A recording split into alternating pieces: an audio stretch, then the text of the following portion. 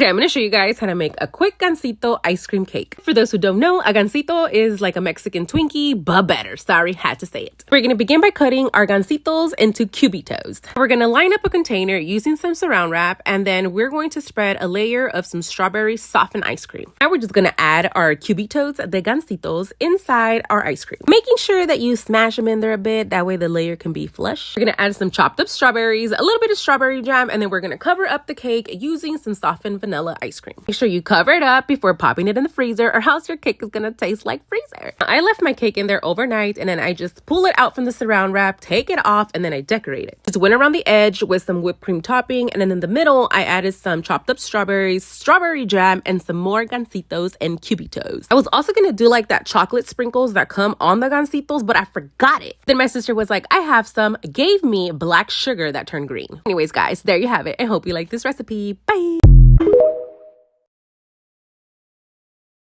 All right, guys, I'm about to show you my amazing find at the flea market today. A Big Papa garlic head. No. Now, this is like another level of Big Papa. Now, the one on my left is like the regular ones you buy at the store, and then the one that I just got at the flea market is this one. I didn't even know how to show you guys how ginormous this thing is. I even put it as a ring. I put it next to my hand. Now, while I was choosing my garlic heads, I came across this. So I was like, oh, so you're selling onions too? And she looks at me, she's like, no, that's a garlic. All right, now put that in the bag because I think you're lying to me now. As soon as I got home, I started to open up the onion / garlic, and it turns out it is the garlic in the shape of an onion. You can actually slice and dice these mother truckers too, like an onion. They were a little on the bright side and the smell wasn't so strong, so do I need to cure them? Somebody needs to let me know before I get chorro. So I got me a big old bag. There you have it, guys. Bye!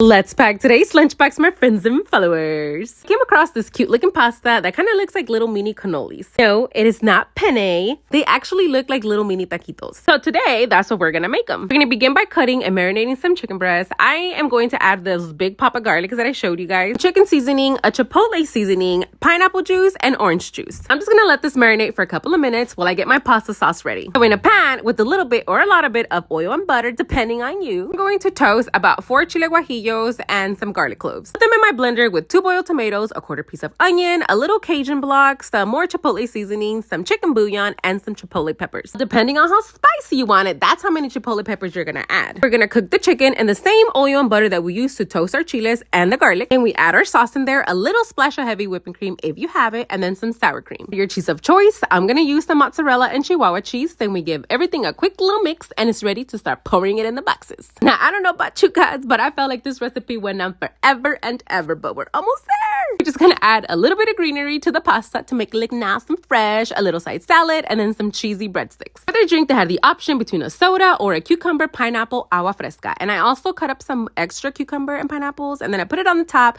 add a little bit of lemon, tahini, and some chamoy. That is it, guys. And I'm just gonna get everything ready for them, including their drinks, so they can come pick up during lunchtime. Bye! All right, guys, so I've been seeing the spiral cucumbers in the Chinese salad going around my For You page, and tell me why those cucumbers look so freaking bomb. That didn't have the ingredients to make the Chinese salad, so I was like, I always have lemon, chamoy, and tahini, so how about we do it like that? At first, I didn't think this was gonna work. Like, those look too cool for me to be able to do. So I just followed the directions on how to cut the cucumber, and it freaking worked, and I didn't screw none of them up, and I had 3. I just put them in a bowl, squeezed my limoncito, added some tahini, a little bit of chamoy, and then I mixed them in the bowl. That way I don't break none of them. Because as you can tell, I had already broke one. I was really excited for this one because I love cucumbers, especially when they come in different shapes and sizes. Is it just me, or do they taste different in different shapes and sizes? But anyways, there you have it, guys. Hope you like this recipe. Bye!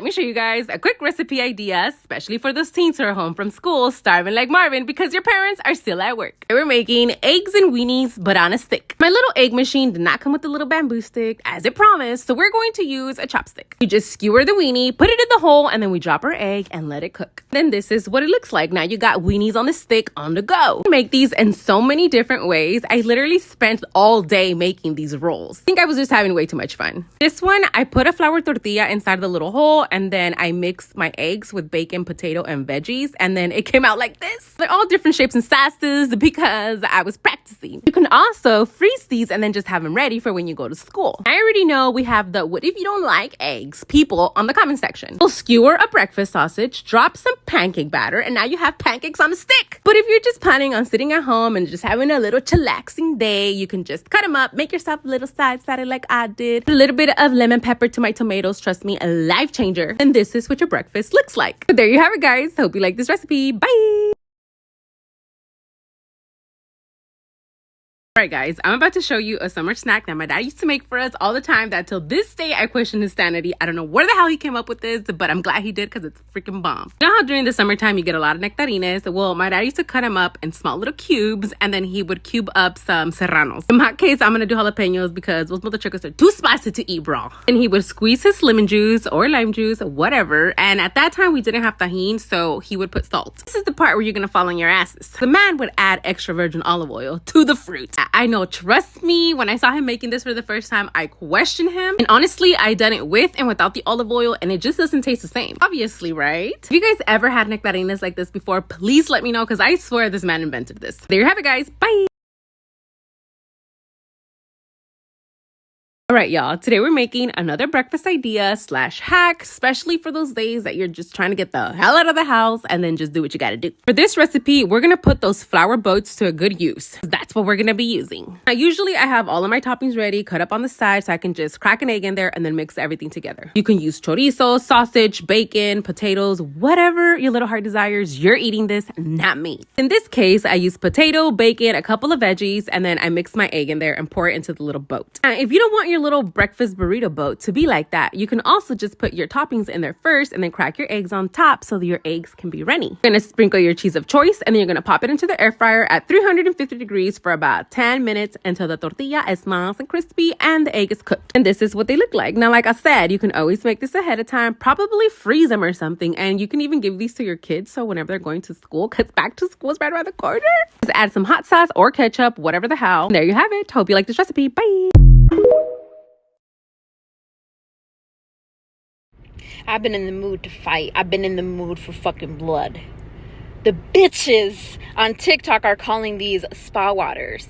Watermelon spa water. Shut the fuck up, Jessica. Call it what it is. Agua fresca.